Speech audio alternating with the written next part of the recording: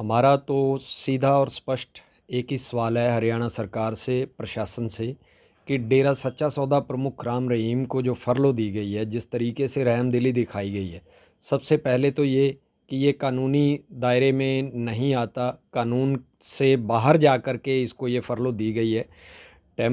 Good conduct temporary prisoners release act के का जो हवाला दिया गया हाई कोर्ट के अंदर, जो जवाब फ़ाइल किया है पिटीशन में हरियाणा सरकार में, उसमें बार-बार ये कहा जा रहा है कि हमने गुड कंडक्ट के तहत ये दिया, और दूसरा ये कहा गया कि वो हार्डकोर क्रिमिनल की श्रेणी में नहीं आता क्योंकि वो आपराधिक षड्यंत्र रचने में शामिल है, सीधे तौर पर हत्याओं में शामिल नहीं है। तो सीधा-सीधा सवाल ये है कि एक व्यक्ति जो इतने लंबे समय तक जब बाहर रहा, तो सरकार के लिए, लॉ एंड ऑर्डर के लिए सिरदर्दी बना रहा। जब उसको सलाखों के पीछे धकेला जाना था 2017 में, तो 3 स्टेट्स के अंदर दंगे हुए। हत्याओं और बलात्कारों के मामले में सज़ा काट रहा है। तो अगर वो हार्डकोर क्रिमिनल की श्रेणी में नहीं है, तो हार्डकोर क्रिमिनल की परिभाषा क्या है? दूसरा कि अगर वो सीधे तौर पर सरकार कहे कि वो शामिल नहीं है, तो हमारा ये मानना है कि जिन्होंने मर्डर किया, मेरे पिता का या रणजीत सिंह का मर्डर करने वाले जो लोग थे, दे आर ओनली टूल्स।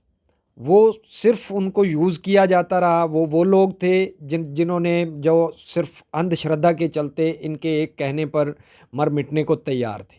तो मतलब उनको सिर्फ़ यूज़ किया गया। असल में आपराधिक जो सही मायने में अगर देखा जाए, तो जो सबसे बड़ा अपराध है वो गुरमीत राम रहीम का है, जिसने अपने प्रभाव का इस्तेमाल करते हुए उन लोगों को यूज़ किया। तो इसलिए ये कहा जाए कि 120 बी में है, इसलिए वो अपराध उसका कम है, तो मेरा ये मानना है कि उसका अपराध उन शूटर्स से कहीं ज़्यादा है।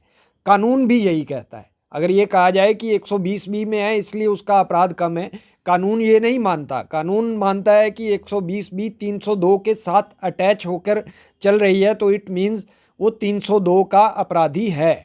तो ये बात कहना तो सरकार के मतलब सरासर कहीं न कहीं कानून को अपने तरीके से अपने फ़ायदे के लिए इस्तेमाल करने के लिए ये सब कह रही है।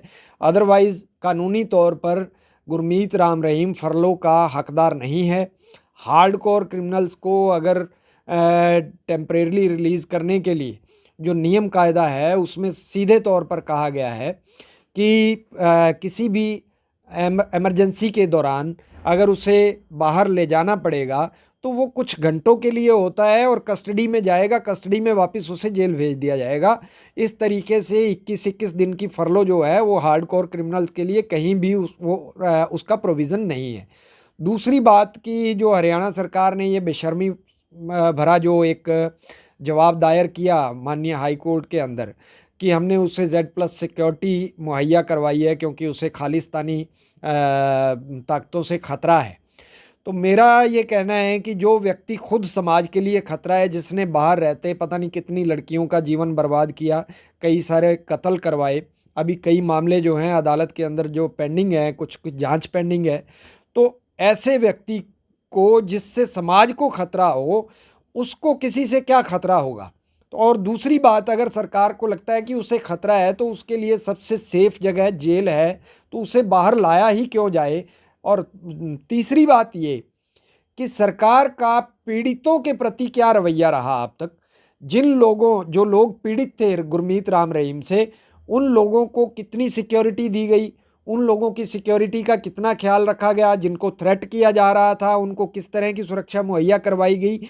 ये भी कहीं न कहीं सवालों के घेरे में है। जो व्यक्ति खुद अपराध कर रहा है, उसे आप एक वीआईपी बना कर के Z+ दे रहे हैं, और जो उसके अपराध के कहीं न कहीं वो बने हैं, शिकार बने हैं, उन लोगों के प्रति आपका क्या रवैया है?